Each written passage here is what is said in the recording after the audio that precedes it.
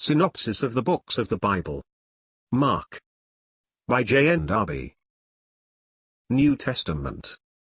The Gospel of Mark. Chapter 16. The Resurrection, the connection re-established between Jesus and the remnant. The last chapter is divided into two parts, a fact that has even given rise to questions as to the authenticity of verses 9 to 20.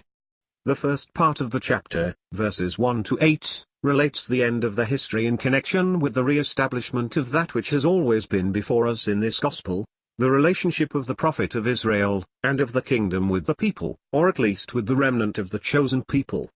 The disciples, and Peter, whom the Lord individually acknowledges in spite, yea, in grace, because of his denial of his master, were to go and meet him in Galilee, as he said unto them.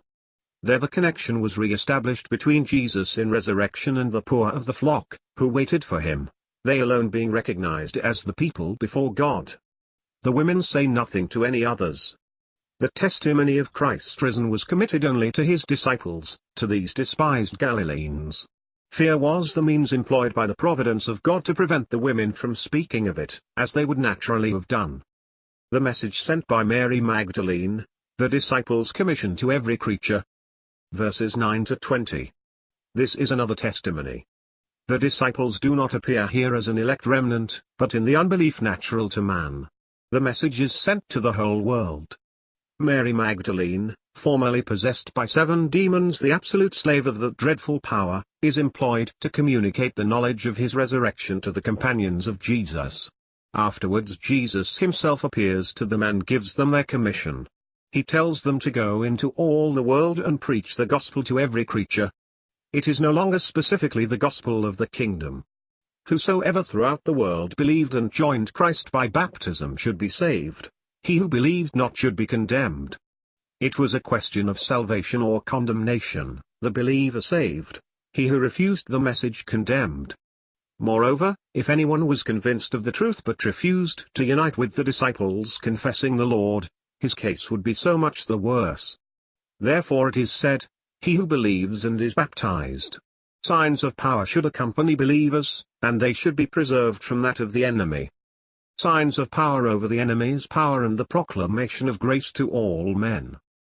The first sign should be their dominion over evil spirits. The second, the proof of that grace which went beyond the narrow limits of Israel, addressing itself to all the world. They should speak diverse languages. Besides this, with respect to the power of the enemy, manifested in doing harm, the venom of serpents and poisons should have no effect upon them, and diseases should yield to their authority. In a word, it should be the overthrowal of the power of the enemy over man, and the proclamation of grace unto all men. Christ's ascension to the seat of power, the disciples' sphere of service. Having thus given them their commission, Jesus ascends to heaven and sits at the right hand of God, the place from which this power shall come forth to bless, and from which he will return to put the poor of the flock in possession of the kingdom. Meanwhile, the disciples occupy his place, extending their sphere of service unto the ends of the earth, and the Lord confirms their word by the signs that follow them. The accomplishment of the service of the great servant prophet rendered to his Father in view in Mark's Gospel. It may perhaps be thought that I have dwelt little on the sufferings of Christ in that which I have written on Mark. Never will this subject be exhausted, it is as vast as the person and the work of Christ must be. Blessed be God for it. In Luke, we have more details. And I follow the order of thought which the Gospel sets before me, and it appears to me that, with regard to the crucifixion of Christ, it is the accomplishment of his service that the evangelist has in view. His great subject was the prophet. He must need relate his history unto the end, and we possess in a brief narrative, a very complete picture of the events that mark the end of the Lord's life, of that which he had to fulfill as the servant of his Father. I have followed this order of the Gospel,